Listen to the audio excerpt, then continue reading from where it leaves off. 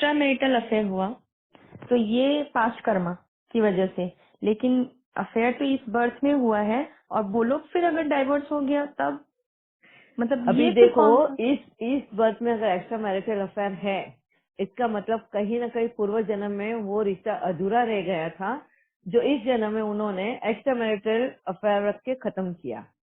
अच्छा। ठीक है, मगर वो एक्स्ट्रा मैरिटल अफेयर ही उनके लिए श्राप बन जाएगा। क्यों? क्योंकि इसको उसने पहले जन्म में धोखा दिया रहता है, वफादारी नहीं निभाई है, तो इस जन्म में वो उसका संसार बिखेरने के लिए वो वजह बन जाता है, क्योंकि पिछले जन्म में उसको वो धोखा मिला रहता है। तो इस जन्म में उसकी वजह से वो वफादार नहीं रह पाते। औरत हो या मर्द हो, दोनों भी। और यही वजह बन जाता है उनका संसार खराब होने का।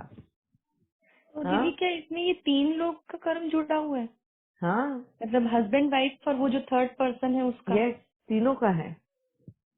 इसी वजह से तो ना काम विकार बोलते हैं ना, आज हम हस्बैंड के साथ में तो शादी शरीर से कर लिए है, मगर मन से किसी और से जुड़े हैं, तो अगले जन्म में जिससे मन से जुड़े हो, अगले जन्म में उसके साथ शरीर से साथ में रिलेशन होगा, है ना।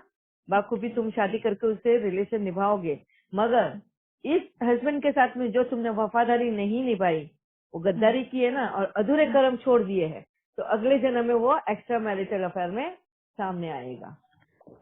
फिर वो तुम्हारे से वफादारी मतलब गद्दारी करने पे तुम्हें मजबूर करेगा।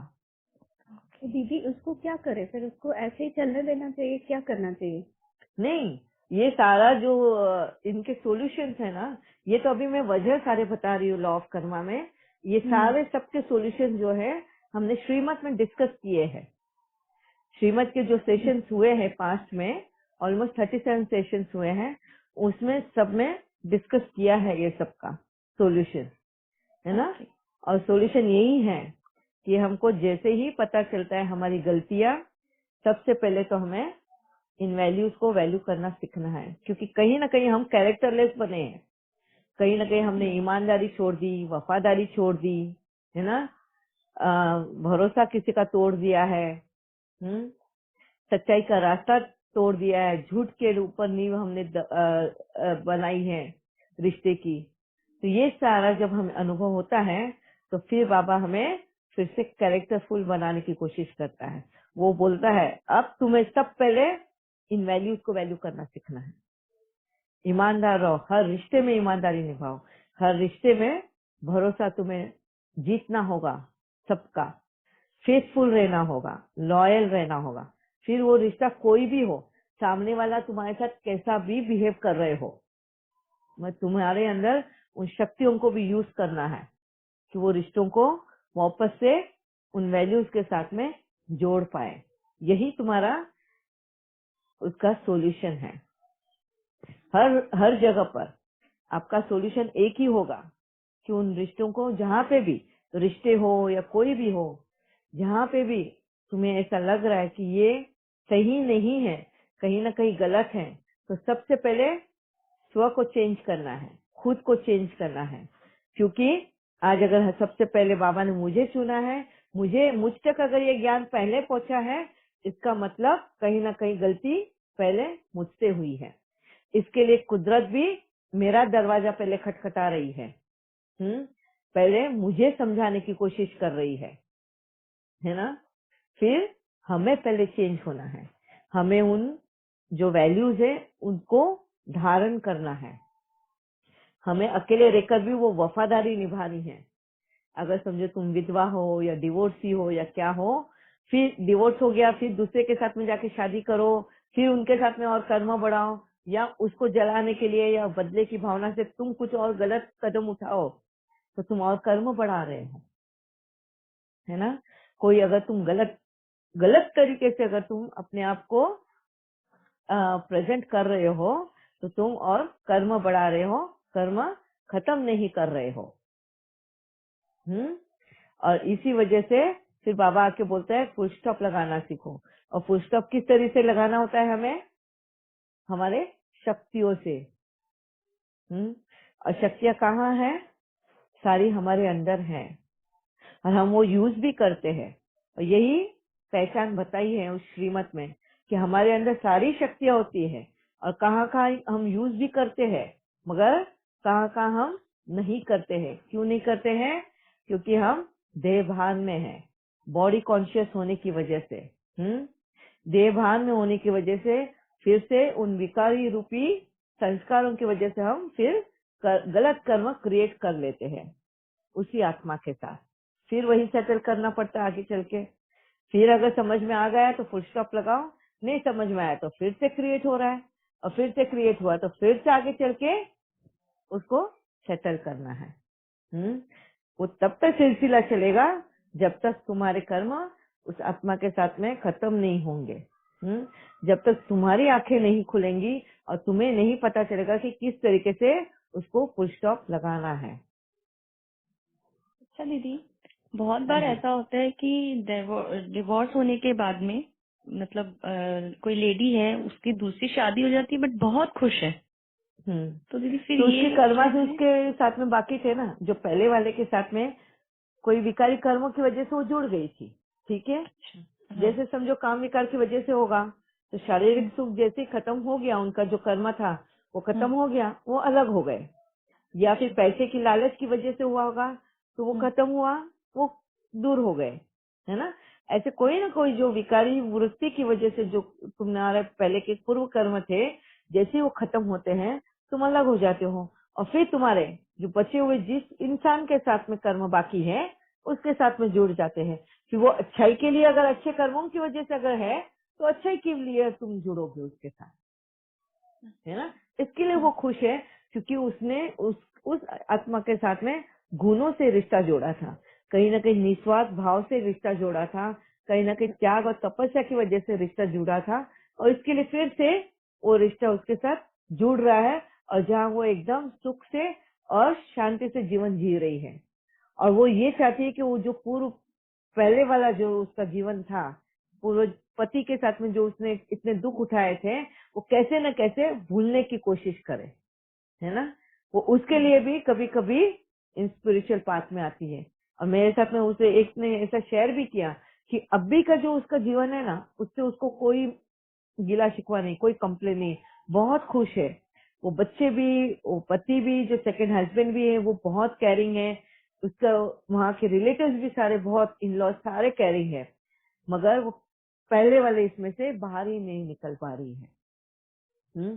हस्बैंड उसको बहुत सपोर्ट करता है कि वो पहले वाले इस ट्रॉमा से बाहर निकल पाए, मगर वो उससे नहीं निकल पाती है।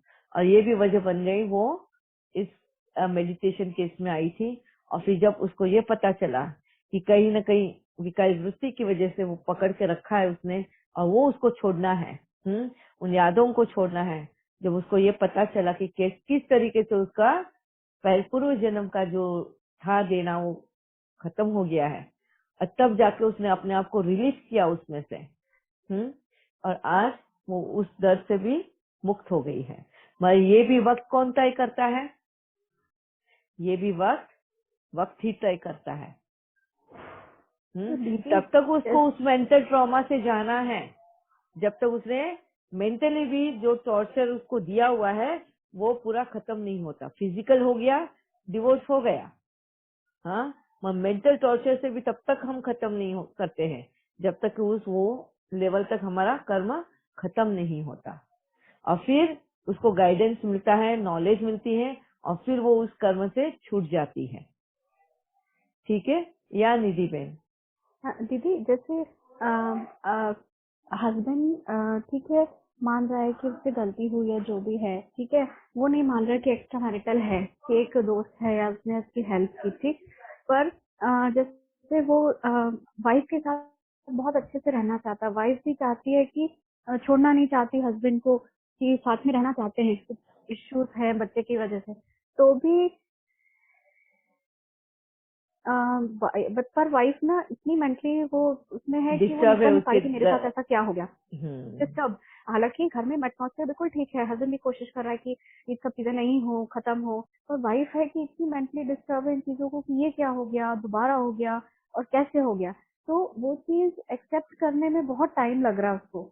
दूसरा अगर वो ठीक हो जाए खुद तो घर का माहौल ठीक है, उसको भूल जाएगा थर्ड पर्सन को, तो उसमें कैसे उसको रिएक्ट करना है और लेना है, छोड़ना भी नहीं है, दोनों नहीं छोड़ना चाहते एक दूसरे को, तो वहाँ कैसे उसको वो सरवाइव करे कि उसको एक्सेप्ट कर ले थर्ड पर्सन को, या ईश्वरीय ज्ञान के द्वारा अपने आप को उसमें से निकाल रही है, वो कोशिश में है, बट वो 2-4 दिन ठीक रहती है, फिर डाउन हो जाती है, फिर ठीक होती है, फिर तो वो बहुत मुश्किल हो रहा है उसके लिए। यस, वो बोलते हैं ना, उसने फॉरगिव कर दिया मगर फॉरगेट नहीं किया, लेट गो नहीं किया। क्योंकि हाँ कहीं ना कहीं वो सामने वाले को, मतलब अपने हस्बैंड को कल्प्रिट समझ रही है वो, और अपने आप को वो विक्टिम के पोजीशन पे रख रही है ना। वो निर्दोष है, वो निर्दोष होकर भी उसको ये सजा मिली है। किसको गद्दारी दीदी, उसके किसको, साथ हुई है। किसके हस्बैंड या वाइफ के साथ? वाइफ के साथ ना? वाइफ के साथ गद्दारी हुई ना, हस्बैंड हाँ ने, हाँ हस्बैंड का है ना हाँ, मैरिटल अफेयर। हस्बैंड का, हाँ हाँ। हाँ, तो वाइफ के साथ गद्दारी हुई है ना, हम्म तो उसको तो ऐसा लग रहा है कि उसने तो इतनी वफादारी, इतना प्यार से उसने वो रिलेशन निभाने की कोशिश की, उसे कोई भी कमी नहीं छोड़ी, और फिर भी उसके हस्बैंड ने ऐसी गद्दारी क्यों की। हम्म बस ये क्यों का जब तक उसको रिलीफ नहीं मिलेगा तब तक वो तड़पती ही रहेगी, और इस क्यों का आंसर भी उसके ही पास है ना। इसको उसको इस ट्रॉमा से जाना ही है, ऐसे कर्म वो पिछले कर्म में कर कर आई है ना। हम्म और इस मेंटल ट्रॉमा से उसको जाना ही जाना है, इसीलिए तो उसका इस जन्म में ये जो आदमी है उसका पति बन के आया है ना। तो दीदी ये कहीं ना सब चीजें, कहीं उसने हम्म भी अपने इस पति को पिछले जन्म में इसी हम्म ऐसी गद्दारी की थी, हम्म तो है ना। दीदी ये सब चीजें कभी खत्म होती है एक्स्ट्रा मैरिटल वाली, जैसे यस, कि, ईश्वर से प्रार्थना करो कि बाबा सब ठीक करे, और वो सब चीजें भी कभी खत्म होती है कि बाबा, हाँ होती है। वही अब वही देखो, जानना। अभी देखो कैसे ना फुल स्टॉप लगते जा रहा है। सबसे पहले इसीलिए तो आज ब्रह्मा कुमारी में कोई भी आता है तो बोलते हैं ना, सबसे पहला मेन व्रत तो ब्रह्मचार्य का है, हम्म सेलिब्रेसी पालना है। क्यों बोलते हैं? क्योंकि कहीं ना कहीं ये मिसमैच कपल्स हो गए, एक्स्ट्रा मैरिटल अफेयर्स हैं, ये हैं सब, उसको वहीं पे ब्रेक लगाना है और वहीं से फिर नई जिंदगी स्टार्ट करनी है। और यही वजह बन जाता है कि वो भगवान का यही ये कहना है, अगर तुम शादी नहीं किया हुआ है, मतलब कुमारी हो, कवारी हो, तो शादी करो ही नहीं, है ना। अभी तुम अपने जीवन को फुल स्टॉप लगाओ। या फिर शादीशुदा हो, ज्ञान मिला है तो ट्राई करो कि पहले तो फिजिकल कर्मा जो है हमारे, उसको कंट्रोल में लेकर आ जाओ, उसमें और बढ़ोतरी नहीं करो, है ना। और सबसे जो कठिन होता है, सबसे डिफिकल्ट अगर होता है तो वो ये रिलेशन को कंट्रोल में करना, कि हस्बैंड एंड वाइफ एक ही बेड पे सो रहे हैं मगर उनको टच नहीं करना एक दूसरे को। सोचो कितना डिफिकल्ट है। जहाँ तुम्हें लीगली अधिकार दिया गया है, आज लीगली तुम हस्बैंड वाइफ हो, शादी की है समाज के सामने, सबके सामने, मगर फिर भी भगवान तुम्हें बोलता है कि तुम्हें यहाँ पे फुल स्टॉप लगाना है ना। डिफिकल्ट सबसे ज्यादा, इसके लिए बोलते हैं ना, श्रीमत पे चलना मासी का घर नहीं है। मगर क्यों बोलते हैं फुल स्टॉप लगाना? क्योंकि कहीं न कहीं हम ये कर्म बढ़ा देते हैं, मगर ये फुल स्टॉप एक तरफा नहीं होना चाहिए। जैसे बोलते हैं ना कि शादी जब की जाती है तो शादी में भी रजामंदी दोनों तरफ से होती है ना। लड़का की भी होती है और लड़की की भी होती है, तब जाके शादी होती है। वैसे ही इस रास्ते पे चलना, सेलिब्रेसी के रास्ते पे चलना, बाबा के इस ज्ञान में चलने के लिए भी दोनों की रजामंदी होनी जरूरी है। अगर दोनों में से कोई एक अगर राजी नहीं है तो इसका मतलब समझना है कि तुम्हारे कर्म उस आत्मा के साथ में उस रिलेशन के खत्म नहीं हुए हैं। नहीं तो दोनों मन ही से अपने आप ही राजी हो जाते हैं। हाँ, मेरा खुद का ये अनुभव है। मेरे युगल और मैं, हम दोनों ने एक साथ में ही ज्ञान उठाया और एक साथ में ही तय कर लिया था कि इस रास्ते पे चलना है, बस चल पड़े। कोई भी तकलीफ नहीं, कहीं पे भी मारामारी नहीं, कहीं भी मनमुटाव नहीं, कुछ भी नहीं। क्यों?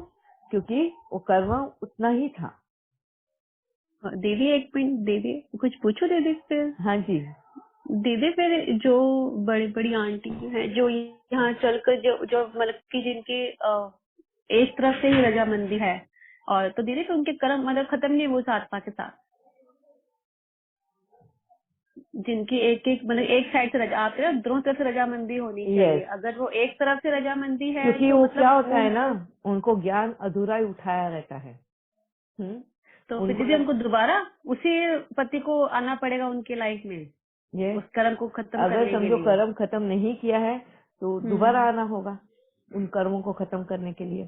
तो दीदी हम लोग तो उनको समझाते तो वो इस बात को मानने को तैयार ही नहीं है। मैं तो खुद देखती हूँ इसका वाकई इफेक्ट पड़ता है कि मतलब अगर हम कोई चीज बड़े धैर्य से करते हैं तो सच में दीदी जो आप कह रहे हो बिल्कुल सही है। एक्सेप्टेंस दोनों तरफ से बहुत जरूरी है और ये हो भी जाती है। बाबा ने यस, इतनी शक्तियां दे रखी हैं और इतनी अच्छी अच्छी युक्तियां बता रखी हैं, वाइब्रेशन देना, उनको अच्छा सा काट देना, तो मैं सोचा नेचुरल हो जाता है। बट यस, जिन्होंने वीकेज में आते ही जो जल्दबाजी कर ली उनके फिर कर्म कैसे ठीक करे जो उनको समझाकर वो तो सुनना ही नहीं चाहती हैं, और घर में उनके इतने डिस्टर्बेंस है, बातचीत नहीं है। वही तो वजह है ना कि वो नहीं समझते हैं, क्योंकि उनकी लड़ाई उसी से, उनके इतने मनमुटाव शादी होते से ही शुरू हो जाते हैं हस्बैंड और वाइफ के बीच में, कि वो चाहती है कि उस रिलेशन से भागने को मिले उसको, और जैसे ही उसको ये रास्ता मिल जाता है तो उसको लगता है हाँ यही सही रास्ता है, और वो उस रास्ते पे दौड़ पड़ती है। वो ये पीछे मुड़ के भी नहीं देखती है कि हस्बैंड की रजामंदी है, वो भी उस दौड़ में शामिल है नहीं है। क्यों? क्योंकि उसको उस रिलेशन से ही नफरत है, द्वेष है। मगर जब हम इस रास्ते चलते हैं ना, इस रास्ते में ना कोई जगह द्वेष के लिए है, ना कोई जगह नफरत के लिए, ना कोई जगह उनको अपमानित करने के लिए है। बाबा रिश्ते निभाना सिखाता है, रिश्तों से भागना नहीं सिखाता। ये बातें समझना बहुत जरूरी है। यही वजह बन गया है ना आज ब्रह्मा कुमारी का नाम क्यों बदनाम हो गया। जी तो जी। दुनिया में आज बोलते हैं ब्रह्मा कुमारी का नाम लेते ही अच्छे खासे रिलेशन भी खराब हो जाते हैं, क्योंकि इन रिश्तों को बराबर, इस ज्ञान को बराबर समझ नहीं पाए, है ना। और देखो दीदी आप कितने ही ऐसे रिलेशन को देख लो जो अभी तक ब्रह्मा कुमारी में फॉलो भी नहीं करते हैं। वो सेलिब्रेसी के नाम से भी कुछ उसको पता नहीं है, मगर फिर भी वो पालना पड़ रहा है कि स्पाउस जो है फॉरेन कंट्री में है, वाइफ जो है इंडिया में है, या वाइफ फॉरेन कंट्री में है, हस्बैंड इंडिया में है। ये 4-4, 5-5 साल तक मिलते नहीं है एक दूसरे को, और छुट्टी में आए भी तो 15 दिन की या 1 महीने की छुट्टी होती है। उस 15 दिन और 1 महीने में भी कितना साथ देने वाले हैं एक दूसरे को, कितना साथ रहेंगे। उसमें भी इतने सारे परिवार को मिलना, सबको मिलना, बच्चों को वक्त देना, पूरे रिलेटिव्स को मिलना, उनको वक्त देना, हर एक को वो 15 दिन या 1 महीने में उनको निभा के वापस अपने फॉरेन कंट्री में जाना पड़ता है। तो ये ऑटोमेटिकली कुदरत करवा रही है ना, फुल स्टॉप। तो दीदी हाँ? जिन जैसे हम नहीं, अगर आत्माओं ये का वाला चीज होता है तो कोई ना कोई बीमारियां ही ऐसी आ जाती हैं। बीमारियां ही अपने आप इस रिश्ते को फुल स्टॉप लगा देती है। तो दीदी अगर हस्बैंड जो है साथ देते हैं कि चलो ठीक है इट्स ओके और अच्छे से रहते हैं घर में, तो फिर मतलब हम अगले जन्म में क्या इसका तो रिजल्ट इसका मिलेगा? मतलब ये है कि तुमने उस विकार की वजह से उनके साथ में रिश्ता नहीं बांधा हुआ है। ओके। हमारे रिश्ते क्यों बंधे हैं? कर्मों की वजह से। बराबर, ऐसे कौन से कर्म हमने बनाए हैं जो जिसकी वजह से हमारा रिश्ता बंधा है? वही हमारा कर्म हमें सबसे ज्यादा सताएगा, मतलब वही विकार हमें सबसे ज्यादा सताएगा। वो हस्बैंड के रूप में भी आ सकता है, बच्चों के रूप में भी आ सकता है, किसके भी रूप में आके वो हमें सताएगा जरूर, है ना। और ये हर एक को अनुभव किया होगा। हाँ, अगर पैसों की लालच की वजह से अगर हमारा रिश्ता बंधा है तो डाउरी की मांग कर करके वो पति और वो रिश्तेदार हैरान कर देंगे उस औरत को। क्योंकि पूर्व जन्म में इसी पैसों की लालच की वजह से वो रिश्ता बंधा हुआ है। अब उसको वापस से रिटर्न करना है उतना पैसा। दूसरा, काम विकार, ब्यूटी के पीछे, हाँ, खूबसूरती के पीछे, हैंडसम के पीछे, इसकी वजह से जब पीछे लग जाते हैं तो वो काम विकार सबसे बड़ा विकार है जो उस रिलेशन में बहुत सताता है। बहुत बार ऐसा होता है कि वाइफ का मन ही नहीं होता है, मगर हस्बैंड उसको एक दिन भी रिलीज नहीं करता है उस विकार से, है ना। बहुत बहुत बहुत परीक्षाएं उसको देनी पड़ती है इसके लिए, बहुत सारी। फिर होता है, ये हो गया पैसा, हो गया काम विकार, हो गया। फिर है मोह, अटैचमेंट, उसकी वजह से भी बहुत बार भुगतना पड़ता है। और स्पेशली अटैचमेंट जो होता है, पॉजेसिवनेस, एक हस्बैंड के प्रति, वो इतनी पॉजेसिव होती है कि वो अपने हस्बैंड को, मतलब उसकी सास माँ होती है, माँ के साथ में भी वो रिलेशन रखना नहीं देती है।